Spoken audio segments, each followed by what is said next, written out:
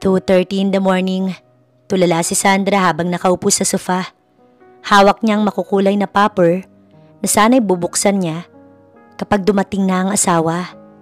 Kanina pa siya nakaupo sa harap ng maliit na mesa na puno ng handa. Paborito nitong adobo, lumpia at isang maliit na cake na may nakasulat na Happy Anniversary Love. Ngunit namuti na ang mata niya at 2:00 na ng madaling araw, wala pa rin si Sebastian. Kanina lang, tuwang-tuwa siya habang inihahanda ang sorpresa sa lalaki. Na-close kasi ni Sebastian ang deal na matagal na nitong gusto. At dahil medyo matagal na rin sila simula nang mag-celebrate sila ng anniversary, naisip ni Sandra na gawing espesyal ang gabi nila. Pinatay niya ang ilaw. Iniwan lang ang kandila sa mesa at naglakad papunta sa labas.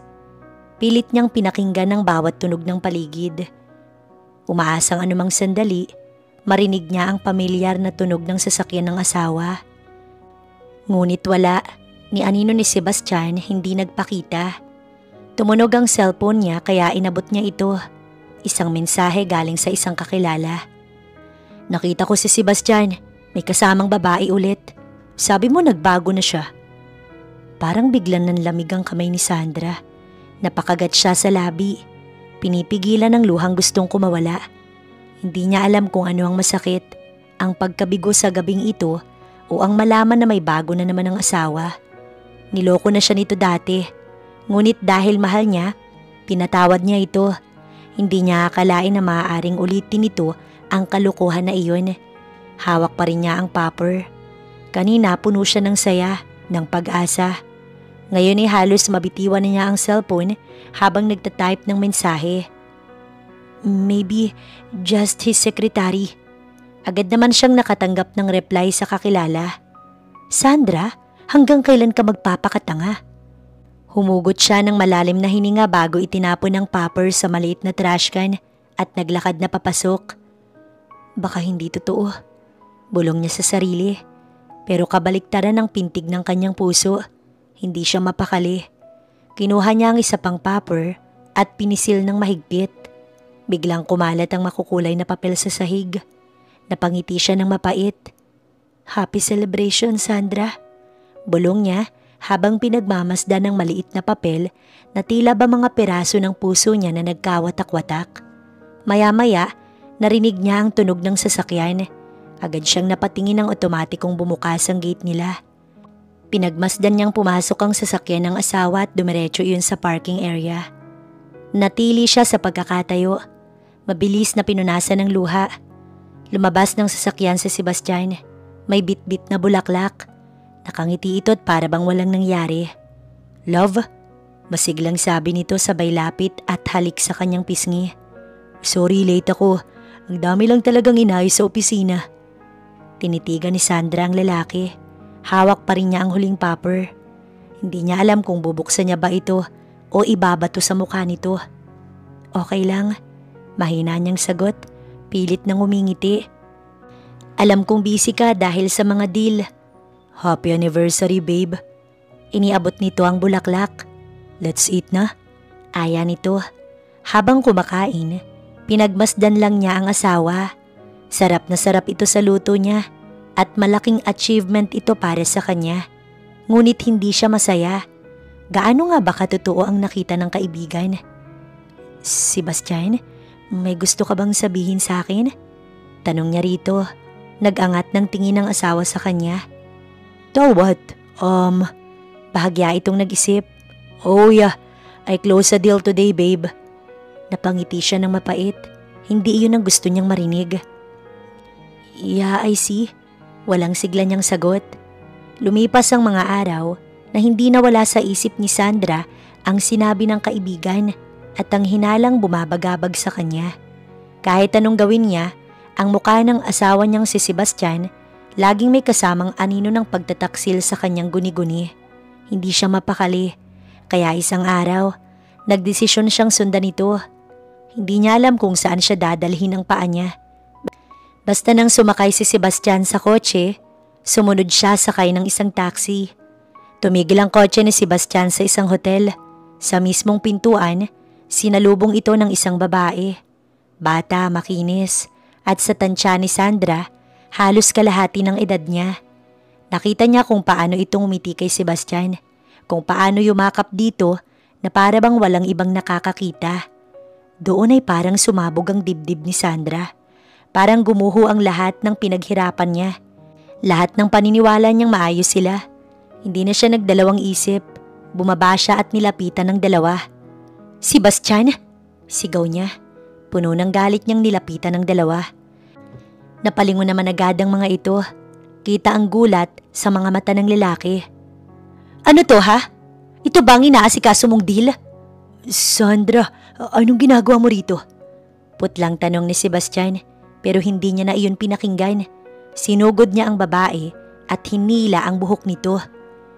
"Walang iya ka? Ikaw ang dahilan kung bakit hindi na umuuwi ang asawa ko." "Hoy, bitiwan mo ako!" Sigaw ng babae pero lalo lamang kumapit si Sandra. Nagsimula ng magsilapitan ng mga tao. Pinapanood ang iskandalo. "Walang iya ka, mga agaw ka!" Patuloy pa rin siya sa paghila ng buhok nito. "Kabit, kirida, yan ang bagay na itawag sa'yo." Hinila siya ni Sebastian. Mariing boses nito ang sunod niyang narinig. "Tama na, Sandra, tama na!" Pero imbis na huminto, lalo siyang nagsalita, halos pasigaw. "Bakit, Sebastian? Bakit mo ko ginaganito? Minahal kita ng buong puso. Lahat ng gusto mo binigay ko. Sebastian, pinagsilbihan kita. Lahat ng sabihin mo sinusunod ko." Nagsimula ng manggilid ang kanyang luha. Dumilim ang mukha ng lalaki. Galit na ngayon ang nangingibabaw dito. "Alam mo kung bakit? Dahil sawa na ako. Tignan mo ang sarili mo, Sandra. Mukha ka ng matanda. 5 taon pa lang tayong kasal. Wala nga tayong anak pero yung mukha mo parang lola na." Napahinto si Sandra. Parang may sumaksak sa kanya sa dibdib. Napaatras siya't nanginginig. Tuluyan nang tumulo ang mga luha niyang pinipigilan. "Ganun ba? Kaya mo ba ako pinagpalit? Kaya mo ba ako ginaganito?" Napahagulgol na siya ng iyak. Wala na siyang pakailam kung nasa public place sila. Basta gusto lang niyang ilabas ang sama ng loob sa asawa. "Oo, hindi nga kita mapakilala sa mga kaibigan ko. Yung mga asawa nila, mga sexy, mga magaganda. Tapos ikaw ganyan ka? Ayoko nang susunod ka pa sa akin. Tapos na tayo." Hindi pa man siya nakakasagot, hinila na nito ang kabit at naglakad papasok ng hotel. "No, Sebastian, huwag mong gawin sa akin to." Lumuhod siya sa harap ng lalaki. Ipinalupot niya ang braso sa binti nito. Patuloy siya sa pag-iyak. "Isipin mo ang masasayang alaala natin kung paano mo ko minahal, please." Ngunit imbis na maawa at makonsensya, hinawakan lang ni Sebastian ang mga kamay niyang nakapalupot dito at mabilis na tinanggal. Pagkatapos ay muli itong naglakad kasama ang babae nito. Tuluyan nang napahagulgol si Sandra. Ang salitang iyon ang tumapo sa lahat. Para sa asawa, hindi pala siya maganda at losyang na. Kaya ba ito naghanap ng mas bata? Napaupo siya sa sahig bago tuluyang napahagulgol. Nagsimula siyang marinig ang mga komento ng mga taong nakakita sa nangyari. "Kawawa naman. Oo nga, Diyos ko, ano bang klaseng asawa ang mayroon siya? Ang sarap sampalin ng lalaki. Kung asawa ko yun, sampal yun sa akin." Hindi alam ni Sandra kung saan ba siya napadpad noong maghapon na iyon. Gabi na nang maisipan niyang umuwi para sana magpahinga na. Ngunit nagulat siya nang salubungin siya ng nakapak niyang mga damit. "Ma'am, ang bilin po sa amin ni Sir. Wag na raw po kayong papapasukin. Pasensya na po." Hinging paumanhin ng maid nila. Tulalang kinuha niya mga gamit bago nag-book ng taxi. Pinalayas na siya ni Sebastian. Hindi na siya mahal ng lalaki. Wala na ang lahat ng pinangahawakan niya. Muli, tumulo na naman ang mga luha niya. Akala niya ay wala na siyang iiiyak pa. Ngunit heto na naman siya, lumuluha. Hindi pa rin siya makapaniwala sa mga nangyari. Ilang beses pa niyang binalak bumalik sa mansyon. Ngunit ganoon pa rin ang sinasabi ng mga maid sa kanya. "Ayaw po ni Sir na bumabalik pa po kayo rito." Ngayon ay mag-isa siya sa inupahang kwarto. Hawak ang natitirang ipon at mga larawan nila ni Sebastian. Hindi niya maatim na basta na lamang siyang itatapon ng lalaking minsang nangako ng habang buhay na pagmamahalan. Kaya nagdesisyon siya. Idedemanda niya ito. Dahil rin may mga kumuha ng video sa away nila sa harap ng hotel, ay may enough siyang ebidensya na nag-cheat ito sa kanya. Mabilis niyang inasikaso ang mga papel bago siya pumunta sa isang lawyer. Gusto kong idemanda sa pangangaliwa ang asawa ko at gusto kong makuha ang kalahati ng mga ari-arian namin. Mariin niyang sabi, puno ng kumpiyansa sa sarili.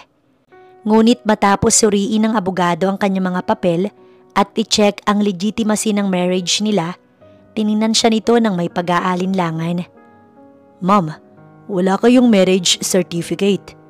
Napakunot ang noo ni Sandra. Anong ibig mong sabihin? Ikinasal kami. May picture pa nga kami sa simbahan. Symbolic ceremony lang siguro yon, ma'am. Hindi rehistrado sa civil registry. Wala kayong record sa PSA, sa batas, hindi kayo mag-asawa. Para siyang binuhusan ng malamig na tubig. Nanlamig ang buo niyang katawan. Hindi pwede yan. Nagbihis ako ng puting gown. Naglakad ako sa aisle. Ma'am, walang bisa ang kasal kung hindi rehistrado. At kung wala kayong kasunduan, wala rin kayong habol sa mga ari-arian niya. Tumulo ang luha ni Sandra. You mean, hindi nirehistro ni Sebastian ang kasal namin? Yes po. Parang gumuho ang mundo ni Sandra habang nakaupo sa harap ng mesa. Ang lalaking minahal niya, pinagkatiwalaan niya ng buong pagkatao. Hindi lang siya pinagtaksilan. Niloko siya mula sa simula. Galit at pagkadismaya ang umaapaw sa kanya nang lumabas siya ng opisina. Tumawag siya kay Sebastian. Nanginginig ang boses. Ano to, Sebastian? Bakit walang bisa ang kasal natin?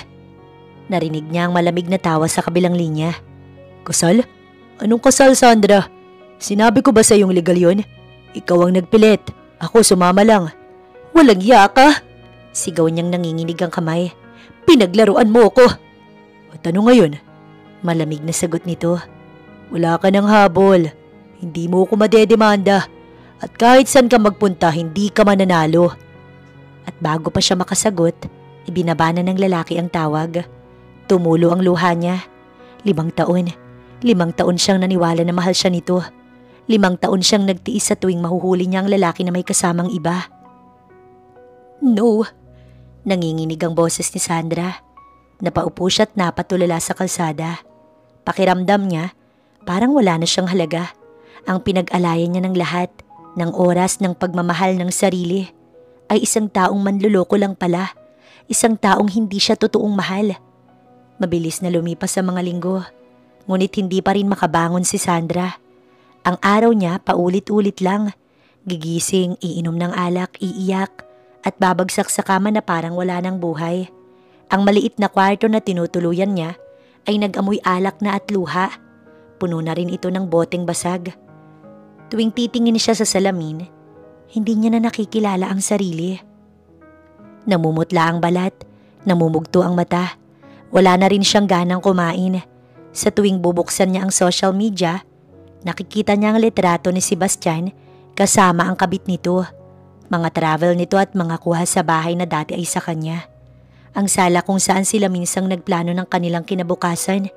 Ngayon, pinapalamutian ng mga ngiti ng isang babaeng sumira sa buhay niya. Diyan ako nakaupo dati. Bulong niya, hawak ang bote ng alak. Kung saan kami nagtatawanan. Kung saan kami nangangarap. Sa bawat larawan, parang may tinutusok sa puso niya. At habang lalong tumatagal, lalong lumalalim ang lungkot na nararamdaman niya. Hanggang sa isang gabi, habang nakatingin siya sa kisame at hawak ang pang-4 na bote ng alak, may naisip na naman siya. Wala na akong silbi. Wala na akong halaga. Bumangon siya at tiningnan ng sarili sa salamin. Wala nang bakas ng babaeng minahal noon. Ang natitira na lang ay isang anino ng nakaraan. Tumulo ang luha niya, pero kasabay nun, lumitaw ang malamig ng ngiti. Siguro, mas mabuti nang mawala na lang ako. Bulong niya sa sarili, sabay dampot ng isang maliit na kahon mula sa drawer. Doon nakalagay ang mga inipon niyang sleeping pills. Hindi para sa sakit ng katawan, kundi para sa sakit ng puso. Isa-isa niyang inilabas sa mga ito sa kahon. Pinagmasda ng maliliit na puting tableta na parang huling sagot sa lahat ng tanong niya. Napaluhod siya sa sahig, Yakap ang bote ng alak at isinubo ang una hanggang pangalawa, pangatlo at pang-apat. Ngunit bago pa niya maubos ang sleeping pills, nakarinig siya ng pagkatok sa pinto. Hindi niya ito agad binuksan. Sa isip niya, baka ang landlady na naman para maningil ng renta na hindi niya pa nababayaran. "Miss Sandra?" Tawag ng lalaking boses mula sa labas. Napakunot ang noo niya. Wala naman siyang inaasahang bisita. Mabilis niyang binitiwan ang mga hawak at naglakad papunta sa pintuan. Mabilis niyang sinilip ang peephole. Doon niya nakita ang isang lalaki. Matangkad, maayos ang buhok, nakasuot ng simpleng polo. May dala itong maliit na paper bag. Hindi niya ito kilala, kaya naman agad niyang binuksan ang pinto. "Sinong hinahanap mo?" Medyo nagulat pa ang lalaki sa kanyang itsura, ngunit agad din itong umiti. "Pwede ba kitang makausap?" Tanong nito sa mahinahon na boses. "Ano to? Kung magbibenta ka ng insurance, wala akong pera." Malamig niyang sagot. Umiling ang lalaki at ngumiti ng tipid. "Hindi ako ahente, ako si Leandro, live-in partner ni Kyla." Parang kumulo ang dugo ni Sandra sa narinig. "Ano naman ngayon? Isa pa, wala akong kilalang Kyla." "Yung kabit ng asawa mo." Diretso nitong sabi. Nanlaki ang mata ni Sandra. Hindi niya alam kung maiinis siya o matatawa sa pagkaprangka ng estrangherong ito. "Anong kailangan mo?"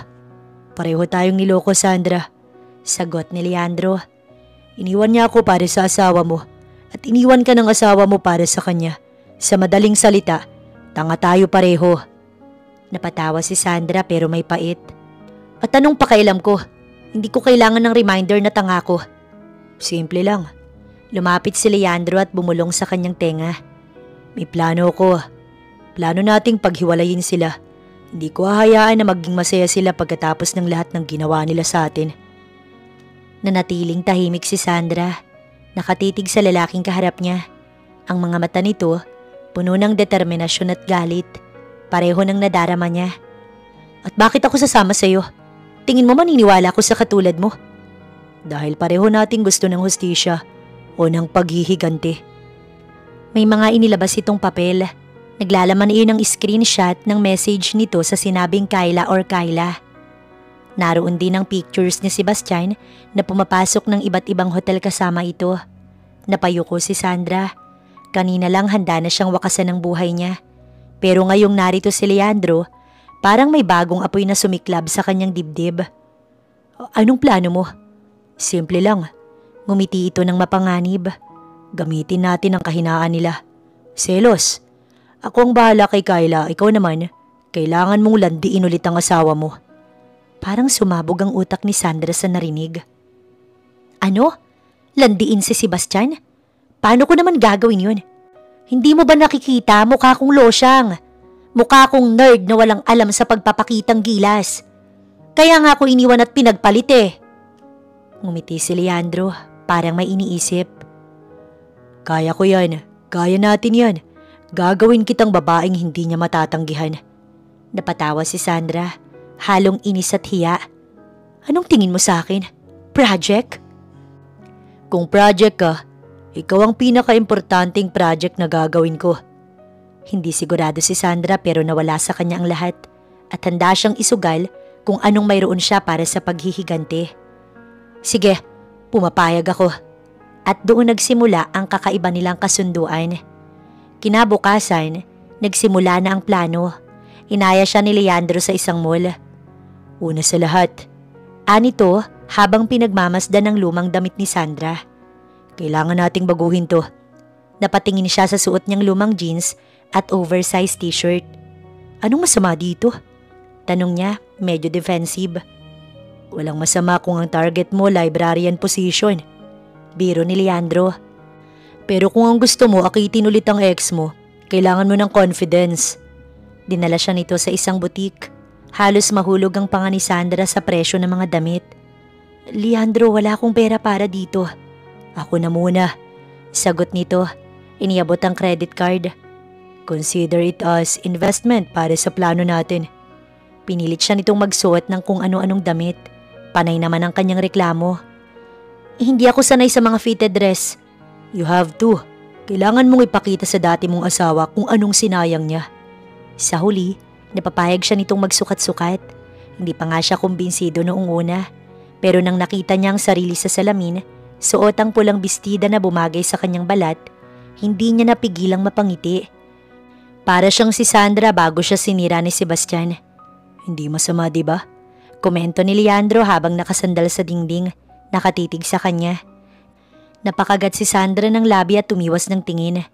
Medyo. Sumunod nilang pinuntahan ay isang optical shop. Anong gagawin natin dito? Kailangan mo nang palitan ng glasses mo. Mula ngayon hindi mo na susuotin yan.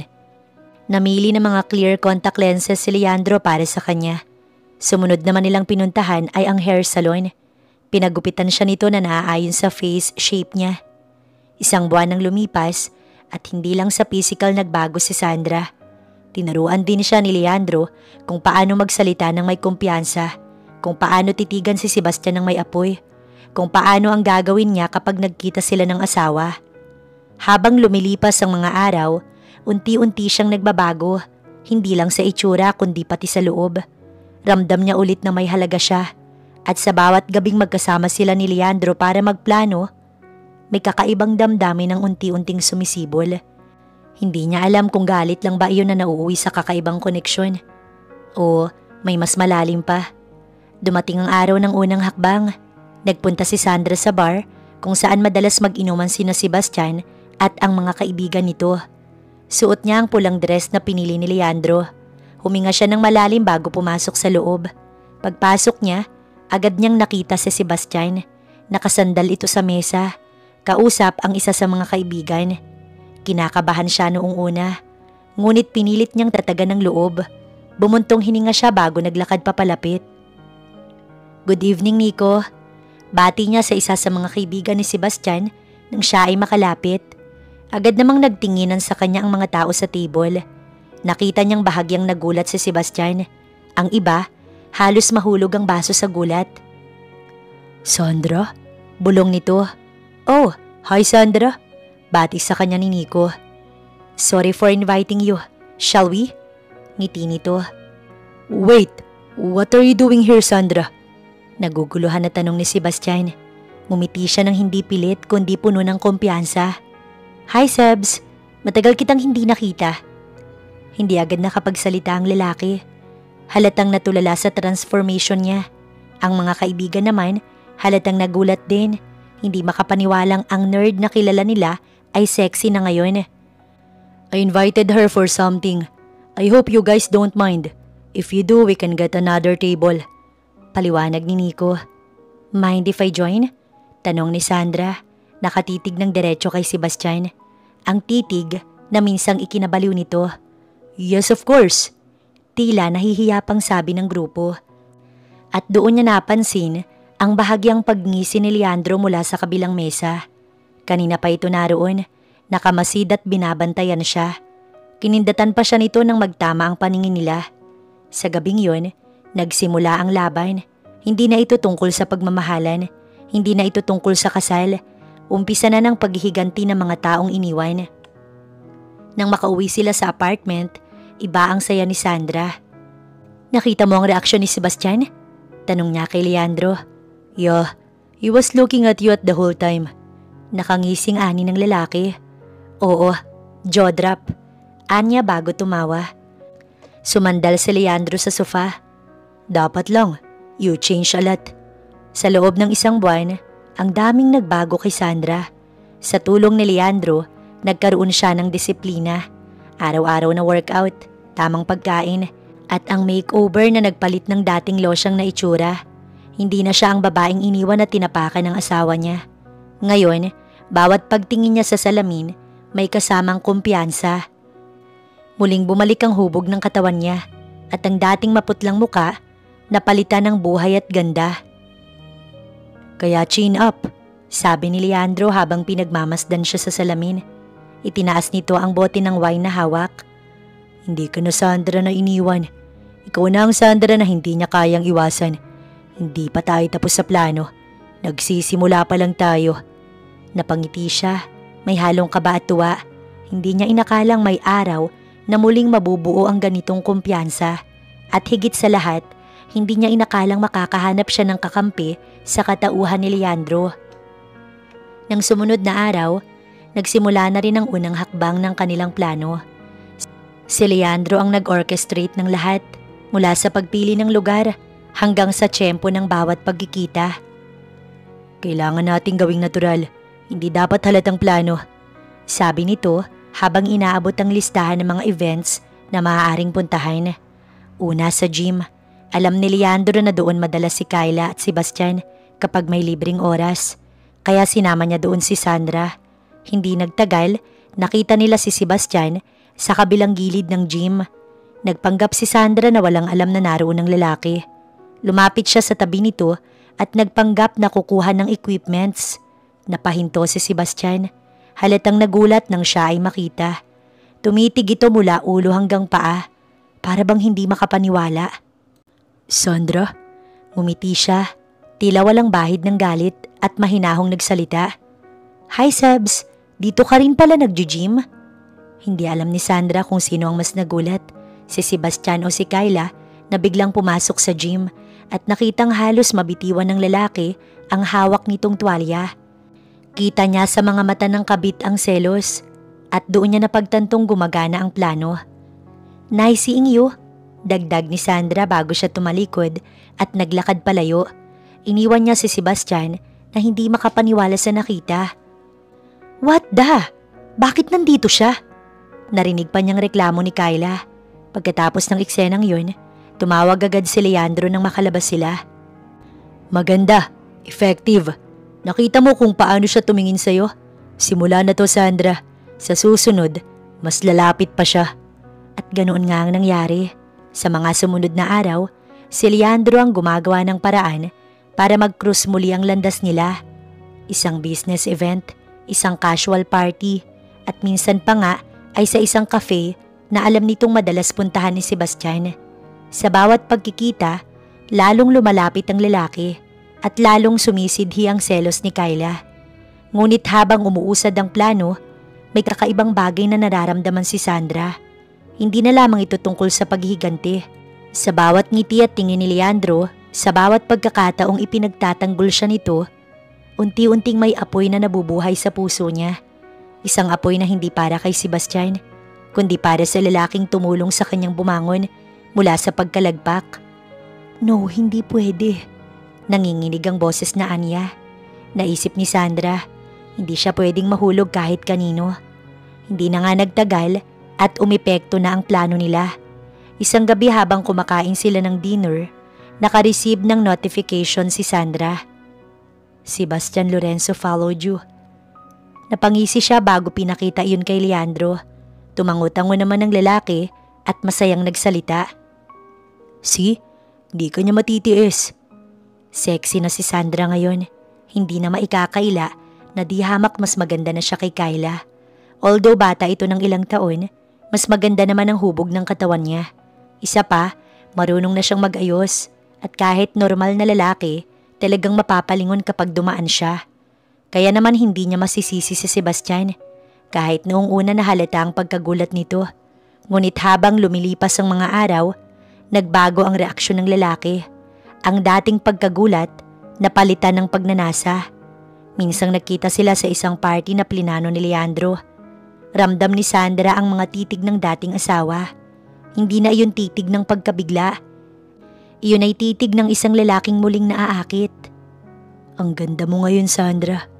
Bulong ni Sebastian nang siya'y lapitan. Halatang sinasamantala ang sandali. Ngumiti siya, puno ng kumpiyansa at lambing na may halong laro. Salamat, Seb. Kamusta? Wanna join me? Kitang-kita niya ang bahagyang pagngiti ng lalaki, ang pagkislap ng mata nito dahil sa pagnanasa at pagnanais sa mga mata nito. Of course. At mula nun, hindi na natigil ang mga mensahe ni Sebastian. Mga simpleng kamusta, mga reply sa IG stories niya, na nang magtagal, nagiging lantad na paglalandi. Ngunit hindi lang si Sebastian ang nakakapansin sa kanya. Si Kyla rin, ang babaeng minsang kumuha ng lahat sa kanya. Ngayon ay halatang natatakot din na mawalan. Sa bawat pagkakataon na nagkikita sila, hindi na maitago ng kabit ang matalim na titig. Isang gabi, habang nag-i-scroll si Sandra sa social media, napahinto ang kanyang daliri. Nandoon ang litrato ni Sebastian at Kyla. Suot ang magarang kasuotan. May caption na, "Cheers to forever," na may kasamang singsing. Hindi siya makapaniwala. Pinakasalan niya? Bulong ni Sandra sa sarili habang nanlamig ang kanyang katawan. Hindi lang basta kabit si Kyla ngayon. Siya na ang opisyal na asawa ni Sebastian. Nabitiwan niya ang telepono at napasandal sa dingding. Nanginginig. Ngunit bago siya tuluyang lamunin ng gulat, tumunog ang cellphone niya. Si Leandro. "Leandro, bakit hindi mo sinabi sa akin na ikinasal sila?" Tumahimik sa kabilang linya. Ilang segundong hindi nagsalita si Leandro bago ito napabuga ng hangin. "Does it matter?" Sabi nito. Halatang alam na ang nakita niya. Mas maganda. Mas masakit para sa kanya kapag bumagsak siya mula sa rurok ng kasiyahan. At sisiguraduhin natin yon. Tumahimik si Sandra. Nakatitig sa sarili mula sa salamin. Ngayon, alam niyang hindi na lang ito simpleng laro ng panliligaw. Hindi na lang ito tungkol sa selos. Kung kaya nilang magpakasal, kaya rin niyang iparamdam kung gaano kalupit ang pagkawasak pagkatapos ng kasiyahan. At sa mga mata niya, muling bumalik ang apoy. Hindi para mahalin si Sebastian, kundi para siguraduhin na kapag natapos ito, wala ni isa sa kanilang dalawa ang matitira ng buo. Dahil kahit ano pang kalabasan ng plano, wala na siyang balak pang bumalik sa dating asawa. Isang hapon, dumaan siya sa isang luxury store. May bibilhin lang sana siyang maliit na wallet para kay Leandro nang may magustuhan siya na bag. Sinipat-sipat niya iyon nang lumapit sa kanya ang sales lady. "Ma'am, we have more color in that bag." "No, I'm just browsing. If it's just okay?" Nahihiyang tanong niya. Opo naman." "I can buy that bag for you." Pareho silang napahinto ng sales lady at napatingin sa lalaki, si Sebastian. "You want the bag? I can buy it for you." Tanong pa ng lalaki. "No thanks. Let me. You're my ex-wife. Allow me to do things I should do when we're still together." Gusto niyang mapairap. Talagang ngayon ang sasabihin nito. After 5 years, ngayon lang kung kailan iba na ang itsura niya. Tsaka lang nito na-realize na dapat siyang taratuhin ng tama. "Miss, kukunin namin to." Itinuro ni Sebastian ang bag. Tumingin naman sa kanya ang sales lady bago tumango at pumasok sa stockroom.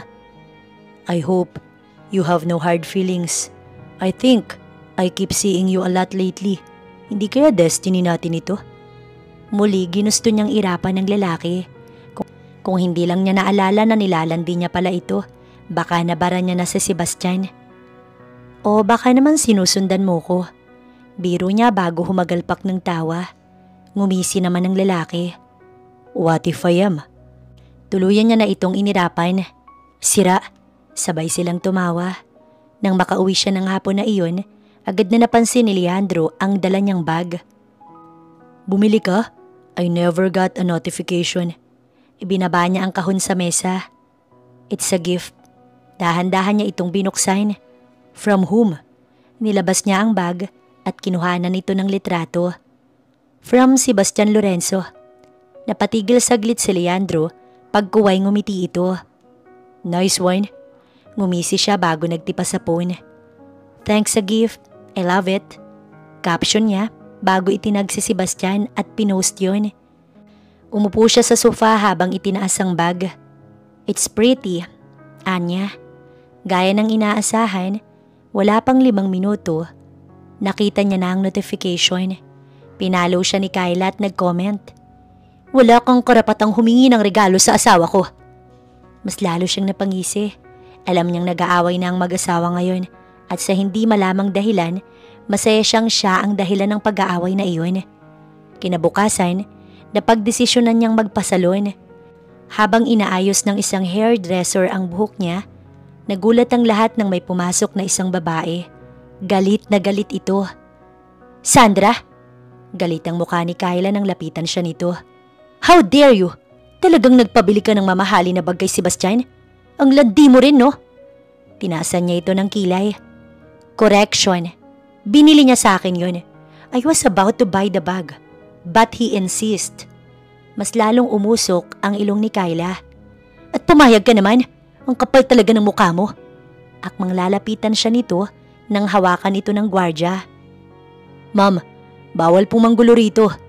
Sinamaan nito ng tingin ni Kyla bago bumalik sa kanya. We're not done yet. Sigaw pa nito bago nagmarcha papalabas ng salon. Bumalik naman siya sa ginagawa at napapangisi. Masaya siya sa naging reaksyon ng babae. Hintayin mo lang. Hindi pa ako tapos sa'yo. Lumipas ang araw na mas napalapit siya kay Sebastian. Siyempre, sinabi niya rito ang ginawa ng asawa nito sa kanya. And knowing Sebastian, siya ang kinampihan nito. Nagsimula na rin itong magpapansin sa kanya. Madalas itong magpadala ng food sa bahay niya at kung minsan, nag-aaya itong magkape. Hindi naman niya iyon tinatanggihan. Dahil isa sa mga plano niya, ang tuluyan itong maakit. She's always mad at me. I don't know what to do in this marriage. Pag-amin nito isang hapon nang sila ay lumabas. Hinawakan naman niya ang kamay ng lalaki bago itong initian. I'm always here for you. You can vent out on me. Tinitigan niya ito sa mga mata. Ngumiti pabalik sa Sebastian. I know. Thank you so much. I'm so lucky I have you. Siyempre, hindi mawawala ang pag-akto niya ng better at innocent girl. Isa sa mga event na siya ang speaker ang inattendan ni Sebastian. Buong speech, sinabi niya ang opinion niya sa mga bagay ng mga confidence. Pati ang pakikipag-usap niya sa mga tao, ginalingan niya. Kaya naman hindi na siya nagtaka nang lumapit sa kanya ang lalaki. Congratulations, Miss Speaker. Nakangiti nitong ani. Tinitigan naman niya ang lalaki sa mata bago ngumisi. Thank you, mister. Naglakad siya papalapit dito. Sinadya niyang pagkrusin ng mga binti niya para mapatid siya. Dire-diretso siyang napasandal sa lalaki. Agad naman siya nitong sinalo. Oh my God, I'm so sorry. No, don't be sorry, it's okay. Sagot ni Sebastian bago siya inalalayan. Are you okay? I'm just sleepy. Pagdadahilan niya. Halata naman ang pag-aalala ng lalaki. Tinitigan siya nito bago inayang maupo sa malapit na upuan. You shouldn't work yourself too much.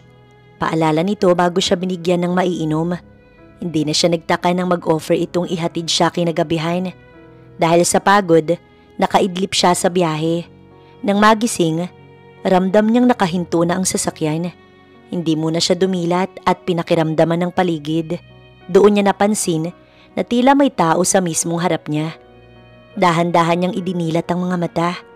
Nasa harap niya si Sebastian. Nakatitig ito sa kanya. Sobrang lapit nito na tila ba isang maling galaw lang niya, mahahalikan niya ang binata. Sorry. Tila bata itong nahuling kumakain ng candy. Bahagya itong lumayo sa kanya bago muling nagsalita. Andito na tayo. Mabilis niyang inayos ang sarili. Umakto siyang nahihiya. Thanks for the ride. Mabilis niyang inilibot ang paningin. I guess, see you later? Umiwas ito ng tingin. Yeah, see you later. Bumaba na siya ng kotse at muling nagpasalamat. Habang pinapanood niyang lumayo ito, ay napapangisi siya. Gotcha, hulog na sa kanyang dating asawa. Kaya naman nag-isip si Sandra ng plano kung paano sila mahuhuli ni Kyla. Gusto niyang makita nito kung paano siya piliin ni Sebastian pabalik. This time, siya naman ang magiging biktima. Linggo ng gabi, ready na siya. Inimbitahan niya si Sebastian sa isang bar. Nakabili na rin siya ng burner phone na gagamitin nila ni Leandro sa kanilang plano. Let's make this thing so successful. Ani Leandro bago sila pumasok ng bar. Maingay ang paligid. Sumasabay ang malakas na tugtog sa tibok ng puso ni Sandra. Hindi niya alam kung bakit ito ba ang location na napili niya. Marahil dahil sawa na siya sa katahimikan ng sariling apartment. Kaya heto siya, nakaupo sa mataas na stool, hawak ang isang baso ng tequila, habang pinagmamasdan ang makukulay na ilaw na parang gustong ipakitang masaya ang mabuhay sa mundong ibabaw. Hindi ko akalaing makikita kita uli. Napalingon siya at muntik niya nang mabitiwan ng baso nang makita si Sebastian. Naka-fit na polo na bahagyang nakabukas ang unang 2 butones at nakatupi ang manggas hanggang siko. Si Sebastian, ang lalaking minsang naging pinakamalapit sa kanya. Ang lalaking sisirain niya ngayong gabi. Sebastian, mahina niyang sabi, pilit na pinipigilan ng kaba sa dibdib. Buti nakarating ka. Umupo ito sa tabi niya, tila walang bakas ng pag-aalinlangan. Of course, you invited me. Hindi pwedeng hindi ako pumunta. Napangiti si Sandra. Gaano kadalas na ginagawa ng lalaki ang ganito noong mag-asawa pa sila? Talaga lang nambobola ka na naman. Hindi naman kita binubola. Alam mo naman na kapag ikaw ay talagang pupunta ako. Bulong nito. Halos hindi marinig sa ingay ng musika pero sapat para magdulot ng kilabot sa kanyang balat. Ang kapal talaga ng apog ng lalaking to. Hindi ba ito tinatamaan ng kahit kaunting konsensya man lang? Napayuko siya. Kunwari, abala sa pag-ikot ng baso. Ngunit sinenyasan niya na si Leandro na kunan sila ng litrato. Agad naman itong sinunod yun at ginawa ang gusto niya. Napangisi siya. Hindi siya nagkakamali. 1 oras ang layo ng bahay ni Sebastian sa bar. Ngunit kung magmamadali si Kyla, maaaring makarating ito roon ng 30 minutes. Ibig sabihin, mayroon siyang 30 minutes para isagawa ang kanyang plano. Kamusta ka? Tanong nito habang umu-order ng inumin. Okay lang, na-miss ka. Sagot niya, bagaman alam niyang kasinungalingan lang yun. Nagliwanag ang mukha ng lalaki. Tumatapang ka. Eto naman, joke lang. Bahagya siyang tumawa. Busy ka sa trabaho, di ba? Busy? No, I'm not really busy. You can invite me anytime. May bahid ng biro sa tono nito, pero may lalim ang tingin ng mga mata niya. Parang sinasabi nitong alam niya ang totoo. Hindi siya agad sumagot. Ayaw niyang magsimula ng usapan na patungkol sa nakaraan nila. Bahagya niyang ininom ang alak at tinignan si Leandro na nasa sulok. Sumenyas ito ng okay sign na ang ibig sabihin, ayos na ang pinapagawa niya. Hindi niya napigilang mapangiti. Na-excite siya sa mga susunod na mangyayari. Come on Sandra, minsan lang to. Hindi ba't may gusto kang sabihin kaya mo ko in-invite? Tinitigan niya si Sebastian. Ang lalaking dati, minahal niya ng lubos. Parang bumalik ang lahat ng alaala. Ang tawanan, ang halakhakan, ang gabing sabay silang nakatingin sa mga ilaw habang iniisip na kaya nilang kontrolin ang mundo. Let's go dance. Aya ni Sebastian. At bago pa siya makatanggi, hinila siya nito papunta sa dance floor. Sumabay sila sa tugtog. Malakas, mabilis. Parang puso niyang hindi mapakali. Sa bawat galaw nila, pakiramdam niya, masusuka siya. Habang ang lalaki, iniisip pa rin na ang pangyayaring iyon, isang straight from rom-com movie. At nang magsimulang bumagal ang kanta at nag-iba ang ihip ng hangin, hindi na nga ito nakapagpigil. Hinapit na siya nito sa bewang. Nagkatinginan sila ng ilang segundo at sa isang iglap, naglapat ang kanilang mga labi. Isang halik na matagal niyang hindi natikman simula nang maging cold ito sa marriage niya. Isang halik na gustong-gusto niyang ibigay nito noong siya pa ang asawa nito. Isang halik na parang kuryente. Matagal nang naipon at ngayong pinalaya, wala nang makakapigil. Mahigpit ang yakap ni Sebastian. Gusto sana niya itong itulak. Ngunit sa gilid ng mata niya, nakita niya ang pagpasok sa bar ni Kyla. Wala siyang choice, kundi halikan pabalik ang lalaki. Hanggang sa marinig niya ang isang tinig. Sandra? Parang binuhusan si Sebastian ng malamig na tubig nang marinig yun. Agad siyang kumalas at napalingon. At doon niya nakita si Kyla. Nakatayo ito ilang hakbang mula sa kanila. Nakapamewang at ang mga mata nito nagliliyab sa galit. Kyla, mahina niyang sabi. Halos hindi makatingin ng diretso. Umakto siyang nahihiya. Ano to? Sigaw ni Kyla. Halos matigilan ng mga tao sa paligid. Hindi ka na ba talaga tinatamaan ng hiya, Sandra? Talagang nilalandi mo ang asawa ko? Ramdam ni Sandra ang pag-ikot ng kanyang sikmura. Hindi niya alam kung anong mas mahirap, ang hindi matawa sa reaksyon ni Kyla o ang magpanggap na nahihiya. Kyla, makinig ka muna. Nagsimula nang magpaliwanag si Sebastian, pero agad itong pinutol ni Kyla. Makikinig? Sa anong dahilan? Sa paliwanag mo kung bakit nakikipaghalikan ka sa kanya? Sabay turo nito sa kanya. Pinilit niyang hindi makagawa ng kahit anong ingay. Dahil kung hindi niya pipigilan, talagang matatawa siya. Mukhang battered wife ang atake ni Kyla. Para itong kawawang babae na niloko ng asawa habang ito nag-aalaga ng anak nila. Hindi mo naiintindihan. Muli ay sabi ni Sebastian, halatang naiinis na rin ito. Hindi ko naiintindihan? Singhal ni Kyla. Namumula ang mukha sa galit. Sebastian, siya ba talaga? Mag-cheat ka sa akin para sa kanya? Parang tinamaan ng kidlat si Sebastian sa narinig. Tinitigan nito si Kyla ng masama. Will you shut up and listen to me first? Hindi alam ni Sandra kung bakit, pero tila bumalik siya sa panahon na nahuli niya ang lalaki na kasama si Kyla. Ang sakit na nararamdaman nito ngayon, naramdaman niya noon. Ngunit wala siyang kahit anong guilt na nararamdaman. Oo, may kasalanan siya kay Kyla. Ngunit ginawa lang niya yun upang makaganti rito. Sisiguraduhin niyang mararamdaman din ito ang naramdaman niya noon. Napangisi siya. Kyla? Mahina niyang sabi, halos pabulong. Wala akong intensyon na saktan ka. Pero hindi na siya pinakinggan pa ni Kyla. Humakbang ito palapit at kung hindi pa ito napigilan ni Sebastian, baka nasampal na siya nito.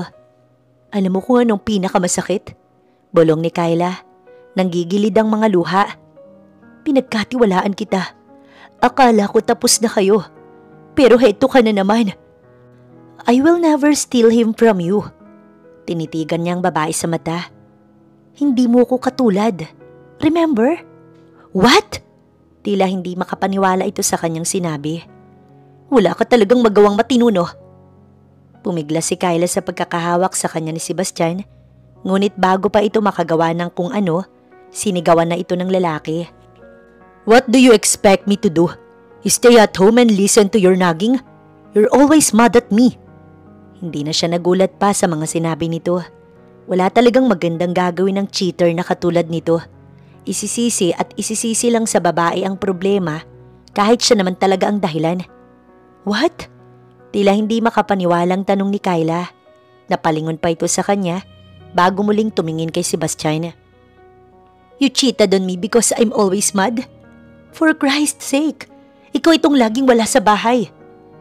Nakita niya ang pagtulo ng luha ni Kyla, ngunit bago pa makapagsalita si Sebastian, tumalikod na ito at mabilis na lumabas ng bar.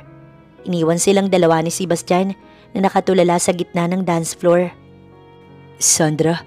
Mahinang tawag ni Sebastian, hawak pa rin ang kamay niya, pero binitiwan niya ito. Napapikit at umaktong humihikbi. What I have done? Nanginginig niyang tanong bago sinumbatan ng sarili. No, it's not your fault. Agad siyang inalo ng lalaki. Niyakap siya nito at nagpanggap naman siyang humihingi ng suporta. Hindi ko kayang may nasasaktan na iba. Dugtong pa niya.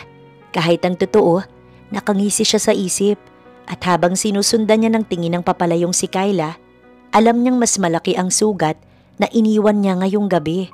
Hindi lang sa puso nito ang nasira niya. Nasira din niya ang pride nitong iniingatan dahil ang babaeng sinira nito months ago ay ang babaeng unti-unti nitong naging karma. How does it feel to be in my position? Lumipas ang mga araw at tila hawak na ni Sandra sa leeg ang dating asawa.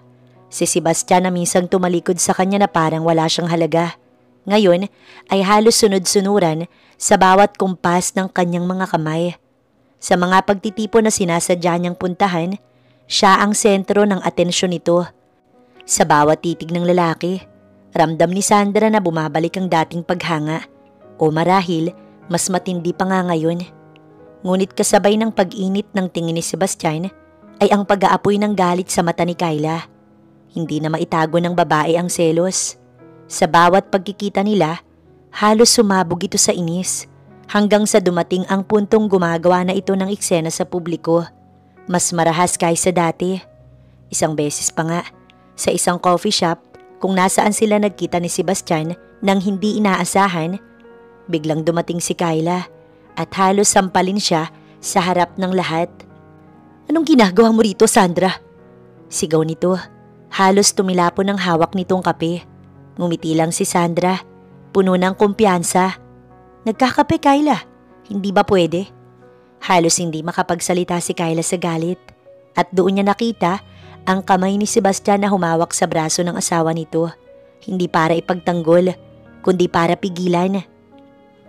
"Stop this nonsense, Kai," singhal ng lalaki. "Stop the what? Anong gusto mo? Hayaan ko na kayong dalawa? After kong makita na naghahalikan kayo 2 weeks ago." Halos magulat ang lahat nang sampalin ni Sebastian si Kyla. Medyo malakas yun dahil napaatras ang babae at natulala. Narinig niya ang paggasp ng mga tao sa paligid, pati na rin ang bulungan ng mga ito. "What?" Hindi makapaniwala si Kyla. Ilang segundo itong tulala bago hinawakan ng pisngi at tumingin sa asawa. "You hurt me?" Hindi makapaniwalang tanong nito. Muli, nakita niya ang galit sa mga mata ng babae. Dahan-dahan itong tumingin sa kanya. Nag-aapoy ang mata sa galit. "It's your fault!" Sigaw nito bago naglakad papalapit sa kanya. Hindi gumalaw si Sandra sa pagkakatayo. Tinitigan lang niya ang babae. Bago pa makalapit sa kanya si Kyla, nahawakan na ito ni Sebastian sa 2 kamay bago ito itulak palayo at bitiwan ng 2 kamay ng pabalang. "Stop! Stop this, Kyla! Nakakahiya ka!" Sigaw ng lalaki. Bored na tinignan ni Sandra ang mga kuko niya bago tumingin sa dalawa. Pinanood niyang mag-away ito ng ilang segundo bago umiling at nagpa siyang maglakad palabas. Nang makalabas ng establishment, hindi niya mapigilan ang ngisi. Nagbabayad na sila. Dapat ay masaya si Sandra. Lahat ng plano nila ni Leandro ay gumagana. Unti-unti nang nasisira ang relasyon ni Sebastian at Kyla. Ayon sa mga bulong na narinig niya mula sa kanilang mga kaibigan, lagi na raw nag-aaway ang dalawa. Si Sebastian sa kabilang banda, palaging nagpaparamdam. Mga mensaheng may halong pangungulila, mga tawag na nagsisimula sa simpleng kamusta at nagtatapos sa, "Pwede ba kitang makita?" Ngunit bakit sa halip na saya, may bigat sa puso niya? Bakit sa bawat tagumpay ng kanilang plano, parang lalo siyang nalulugmok? Dahil nahuhulog na siya? Hindi sa dating asawa, kundi sa lalaking tumulong sa kanya. Oo, nahuhulog siya kay Leandro, sa lalaking dapat ay kakampi lang niya sa paghihiganti. Sa bawat tawanan nila sa gitna ng pagpaplano, sa bawat pagtingin nito hanggang tinuturuan siyang magtiwala ulit sa sarili, unti-unti niyang napagtanto na hindi na lang galit ang nagpapagalaw sa kanya. Iba na. Gusto rin niyang iganti ang lalaki sa ginawa ni Kyla dito. Gusto niyang iparanas sa babae ang sakit na naranasan ni Leandro. Gustuhin man niyang sabihin sa binata ang nararamdaman, hindi niya magawa. Alam niyang kahit anong mangyari, hindi siya magugustuhan nito. Dahil si Leandro, kahit ilang beses nitong ipakita na mahalaga siya, wala pa rin itong nararamdaman sa kanya. Ang gusto nito, buuin ulit ang relasyon nila ng dating nobya, si Kyla, at iyon ang pinakamasakit. Kahit pasabay nilang gustong sirain ang kasal ni Sebastian at Kyla, iba ang dahilan ng lalaki. Para sa kanya, ang lahat ng ito ay misyon para maibalik ang babaeng minamahal nito. Kaya pinilit ni Sandra na itago ang nararamdaman niya. Pinilit niyang umiti sa harap ni Leandro kahit gusto na niyang sumigaw ng nararamdaman niya para dito. Gusto niyang isampal sa mukha ng lalaki na hindi lang si Kyla ang babae sa mundo. Ngunit hindi niya magawa dahil takot siyang mawala ito kapag nalaman ito ang totoo. Kaya mas lalo niyang nilakasan ang loob niya. Mas lalo niyang ginalingan ng pag-arte sa harap ni Sebastian. Kung dati simpleng pagkikita lang, ngayon ay lantaran na ang pangaakit niya. Isang gabi, matapos silang magkita ni Leandro para pag-usapan ng susunod na hakbang, dumiretso siya sa isang party kung saan alam niyang naroon si Sebastian. Suot niya ang itim na dress na binili sa kanya ni Leandro. Hapit na hapit ito sa kanyang katawan. Kaya naman, hindi nakakapagtaka na halos lahat ng lalaking madaanan niya napapatingin sa kanya. Paglapit pa lang niya, parang natigilan ng paligid. Si Sebastian na nakatayo kasama si Kyla ay hindi maitago ang pagkamangha. Halos hindi nito tinigilan ang pagtitig sa kanya mula ulo hanggang paa. Nang maglakad siya papunta sa mesa, ramdam niya ang mga matang sinusundan ng bawat galaw niya. "Pwede ba kitang makausap?" Bulong ni Sebastian nang makahanap ito ng tiyempo. Ngumiti si Sandra, ang ngiting kay tagal niyang inensayo. "Sure."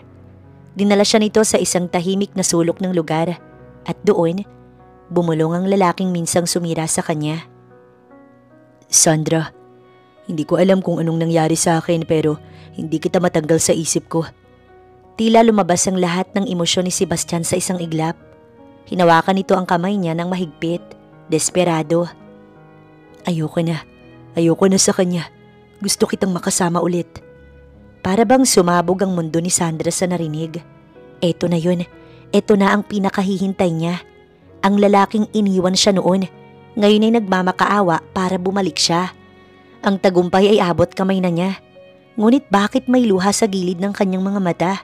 Bakit sa halip na tuwa, may sakit sa kanyang dibdib? Dahil hindi na niya gusto si Sebastian, hindi na siya para sa lalaki. Ang gusto na niya si Leandro. At hindi niya alam kung ano na ang magiging relasyon nila. Kung maghihiwalay si Sebastian at Kyla. Iiwan na rin ba siya nito? At doon siya muntik magkamali. Gusto niyang sabihin kay Sebastian na wala siyang pakailam. Gusto niyang umalis at puntahan si Leandro. Yakapin nito at sabihin siya ang mahal niya. Pero paano? Paano kung hindi nito iyon maintindihan? Paano kung iba ang nararamdaman ng binata? "I want her to see that I'm the man for her sons. Gusto kong bumalik sa akin si Kyla." Kita niya ang luha sa mga mata ni Leandro. For the first time in her life, nakakita siya ng lalaking umiiyak dahil sa pag-ibig. Ngumiti si Sandra at hinawakan ng kamay ng lalaki. "I will make sure you will have her back." Tila naman, natauhan siya nang maalala ang pangako niyang iyon kay Leandro. Umayos siya ng tayo. Sinimulan niya ang laro. Kailangan niya iyong tapusin. "Sebastian, sigurado ka ba?" Tumango ang lalaki, puno ng emosyon. "Iiwan ko siya para sa'yo. Sabihin mo lang na gusto mo ring bumalik ka sa akin." At iyon ang naging huling selyo ng kanilang plano. Si Sebastian, handa nang hiwalayan si Kyla. Handang sirain ang kasal para sa kanya. Sa gabing yun, habang naglalakad siya pa uwi, bitbit ang tagumpay na pinangarap niya noon, isa lang ang tanong na paulit-ulit sa kanyang isipan. Ito na ba ang wakas? Tapos na ba ang pagpapanggap niya? Kapag natapos na to at kapag nakuha niya na ang lahat ng gusto niya, si Leandro ba, ano bang mangyayari sa relasyon nila ng binata? At sa puso niya, isang sagot ang unti-unting nabubuo. Oo, tapos na ang koneksyon niya sa lalaki. Dahil alam niya sa huli, pipiliin itong bumalik kay Kyla. Pero hindi pa tapos ang laban. Hindi pa tapos ang kwento. Hindi pumayag si Kyla na basta na lang siyang iwan. Sa halip na manahimik, ginawa nito ang pinakamasahol. Ibinroadcast niya ang relasyon ni Sebastian sa lahat. Gumawa ito ng paraan para maging headline sila sa news. May mga post din ito sa kung saan saang social media. Puno ng galit ang boses nito sa video na mabilis kumalat sa publiko.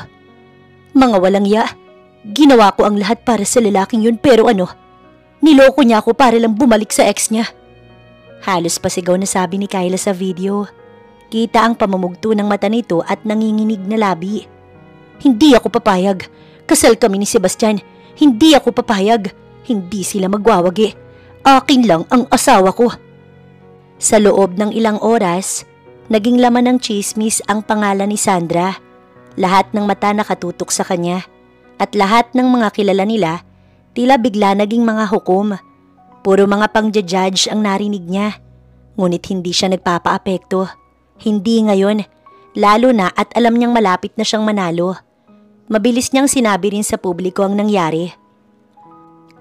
"Ako ang first wife ni Sebastian Lorenzo. Nakipaghiwalay ito sa akin dahil kay Kyla. Sinubukan kong makalimot. Sinubukan kong mahalin ang sarili ko. At kasama sa pagmamahal na yon ay ang pagbabago ng itsura ko. Hindi naman ako nag-glow up para makuha ulit si Sebastian. Talagang kasama na siguro yun kapag minahal mo ang sarili mo. Mas lalong naging trend ang kanilang issue at ang backfire nito sa mag-asawa. Marami ang nakisimpatya sa kanya bilang biktima ng cheating at maraming nagalit kay Sebastian at Kyla. Inusisa ng mga ito ang dalawa. Sabi pa ng ilan, ang kapal naman daw na magalit, ganoong galing naman pala sa agaw ang asawa nito. Ngunit hindi iyon ang pinakamalaking pasabog. Sa gitna ng gulo, nang magkaharap sila ni Sebastian sa isang pribadong lugar, kasama ang lawyer nito, ay kumpiyansa ito sa sarili. Para bang hindi ito natatakot sa kung anong pwedeng mangyari dahil sa kagagawan ng asawa nito. "Hayaan mo silang magingay," sabi ni Sebastian, nakangisi na parang aso. "Wala silang laban." Napakunot ang noo ni Sandra. "Anong ibig mong sabihin?" Lumapit si Sebastian, halos idikit ang labi sa kanyang tenga. "Kasi kahit anong gawin nila, kahit anong ipakita nilang ebidensya, hindi kailanman magiging legal ang kasal namin." Natigilan si Sandra. "Ano?" Tila nabingi siya sa narinig. Alam niyang hindi nirehistro ng lalaki ang kasal nila. Ngunit ni minsan, hindi sumagi sa isip niya na maaaring ang kasal din nito kay Kyla ay hindi rehistrado. Humalakhak si Sebastian, parang walang takot. "Oo, hindi rehistrado ang kasal namin. Alam mo kung bakit? Dahil wala akong planong itali ang sarili ko. Hindi ako tanga para magpermi sa isang babae, lalong-lalo na sa mga katulad niya." Tumingin ito sa kanya at mabilis na nagbago ang ekspresyon ng mukha nito. "But if we try again, this time will be different." Nagpilit siya ng ngiti sa lalaki. Tila gusto niya itong sapakin. Parang sumabog ang mundo ni Sandra sa mga salitang yun. Lahat ng galit, lahat ng sakit, lahat ng pakiramdam na siya ang nanalo, biglang nabura. Hindi rehistrado. Ibig sabihin lahat ng gulong ito'y walang saysay. Pero bakit mo ginawa yun? Mahina niyang tanong na halos hindi makapaniwala. "Simple," tugon ni Sebastian na may mapanuyang ngiti. "Gusto ko lang makuha ang gusto ko at ngayon gusto ko ikaw." Hinawakan nito ang kanyang kamay. Mahigpit, halos walang puwang para sa pagtutol. "Wala akong pake kung sumabog ang mundo. Sa huli akin ka pa rin." Napalunok si Sandra. Hindi sa saya kundi sa takot. May kakaiba sa boses ni Sebastian. Parang may kung anong pinaplano. Oo, baliw ito sa kanya at hindi iyon magandang uri ng pagkabaliw. Ngunit hindi pa ito ang oras para i-reveal dito na hindi niya na ito babalikan pa. Hindi pa. Habang nakatayo siya roon, ramdam niya ang panginginig ng kanyang tuhod. Hindi niya alam kung paano makakatakas sa sitwasyong to. Isa lang ang malinaw. Kailangan niya si Leandro.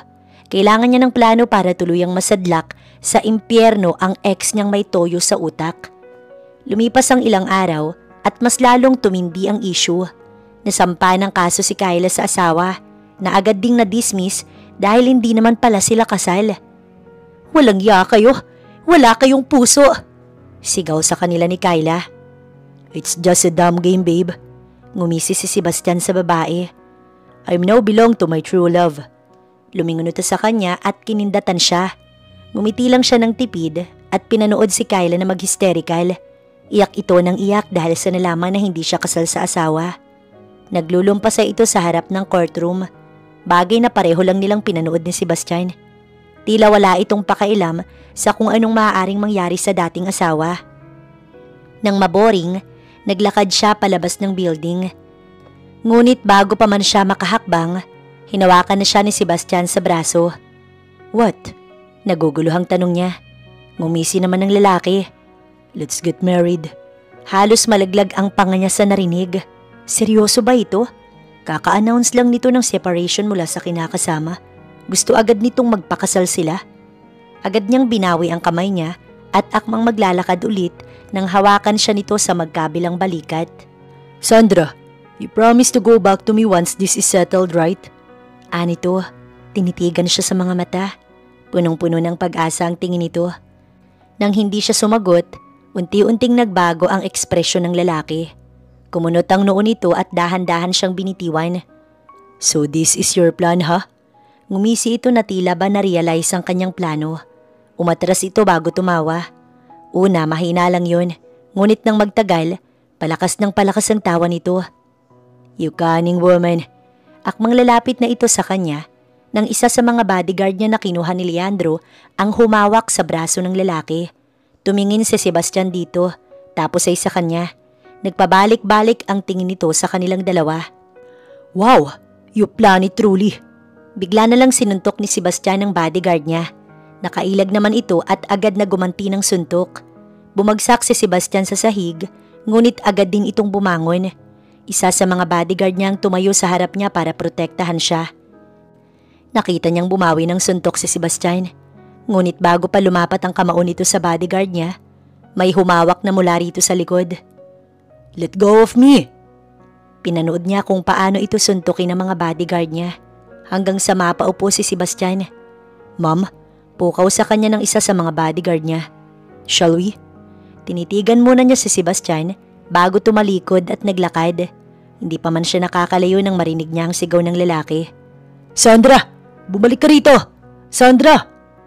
Napahinto siya sandali, ngunit nagpatuloy din siya sa paglalakad niya. Pagdating niya sa kondo, sarado ang mga ilaw. Nang buksan niya yon, napansin niya ang tahimik na silid. Walang tao, wala si Leandro. Akala niya nasa labas lang ito. Ngunit nang makita niya ang isang papel sa coffee table, bumilis ang tibok ng kanyang puso. Kinuha niya ang papel at tiningnan. Sulat iyon galing kay Leandro. Hindi alam ni Sandra, ngunit nanginginig ang buo niyang katawan. Nagsimula nang umago sa mga luha niya. Ang laman ng sulat, Congratulations to us, Sandra. Thank you for everything. Sinubukan niyang hanapin ng lalaki noong sumunod na araw. Ngunit kahit anong gawin niya, hindi niya ito matagpuan. Lumipas ang araw at kinarama na nga si Kyla at Sebastian.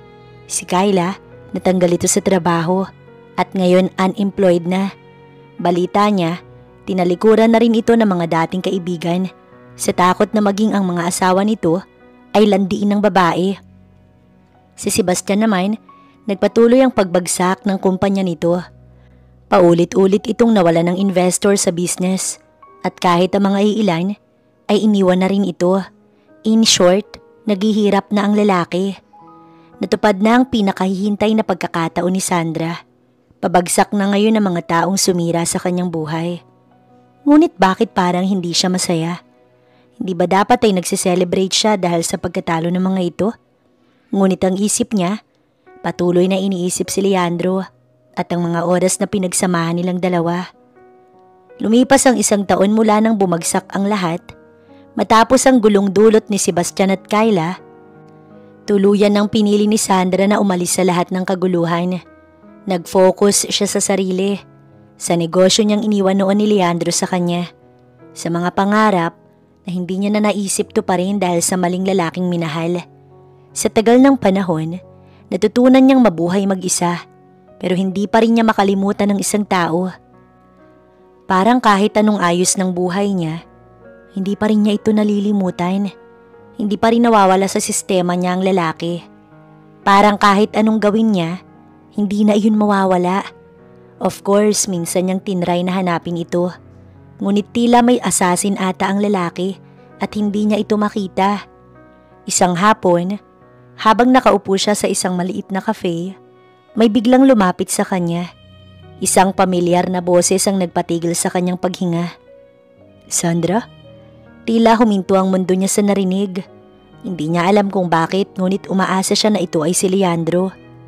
Ngunit sa loob ng 1 taon na hindi ito nagpakita sa kanya, bakit ngayon pa ito magpapakita? Nag-angat siya ng tingin at muntik niya nang mabitiwan ng tasa ng kape nang makita si Leandro. Mas gwapo pa kaysa dati. Nakangiti at may parehong lambing sa mga mata. Para bang bumalik lahat ng alaala. Ang mga gabing magkasama silang nagplano, ang mga tawanan at ang damdaming pilit niyang itinago noon. Leandro? Mahina niyang sabi, halos hindi makapaniwala. Ang tagal nating hindi nagkita. Pinili niyang maging kasywal. Although gusto niyang yakapin ng lalaki, pinigilan niya ang sarili. Umupo ito sa tapat niya. Parang walang nagbago sa kanilang pagitan. Nagkamustahan sila, pinag-usapan ng nakaraan. At doon, nagkalakas loob si Sandra na sabihin ng totoo. Leandro? Tawag niya sa lalaki. Noon pa gusto na kita. Mahina niyang sabi, halos nanginginig ang boses. Pero alam kong hindi ako ang gusto mo noon kaya hindi ko sinabi. Tahimik lang si Leandro sa loob ng ilang segundo. Kinabahan siya na baka mali ang naging desisyon niya at baka magalit ito sa kanya. Pero nang umiti ito at hawakan ng kamay niya, parang natunaw ang lahat ng takot. Kung alam mo lang, sabi nito, malumanay at puno ng damdamin. Ako rin gusto kita. Parang huminto ang oras para kay Sandra. Hindi niya akalain na darating ang araw na maririnig niya iyon mula sa lalaking matagal niya ng pinangarap. Inamin din ng lalaki na kaya ito umalis at nagtago dahil natatakot itong hindi sila pareho ng nararamdaman. Inisip nito na kahit anong mangyari ay gugustuhin pa rin niyang bumalik sa asawa. Pareho pala tayong torpe, pangasar niya dito. Simula noon, nagsimula ang bago nilang kwento. Una, isang simpleng date, dinner, sa isang tahimik na lugar. Sinundan ng isa pa at isa pa, hanggang sa hindi na mabilang ang mga gabing magkasama silang dalawa. Sa bawat araw na lumilipas, mas nakilala nila ang isa't isa ng mas malalim. Hindi bilang dalawang taong nagplano ng paghihiganti noon, kundi bilang dalawang pusong sabay na natutong magmahal muli. At nang tuluyang manligaw si Leandro, hindi na siya nagdalawang isip. Tinanggap niya ito ng buong puso. Isang taon pa ang lumipas bago sila ikinasal.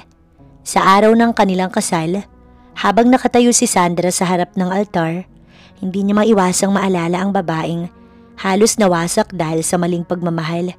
At ngayon, heto siya nakasuot ng puti, nakangiti, at hawak ang kamay ng lalaking hindi niya akalaing magiging kanya. Handa ka na ba? Bulong ni Leandro bago siya halikan. Ngumiti si Sandra. May luha sa mata, ngunit puno ng saya ang puso. Matagal na. At sa halik na yon, tuluyan ang nagsimula ang bagong kabanata ng kanilang buhay. Isang kwento na hindi na tungkol sa paghihiganti, kundi tungkol sa pag-ibig na dumating sa tamang panahon.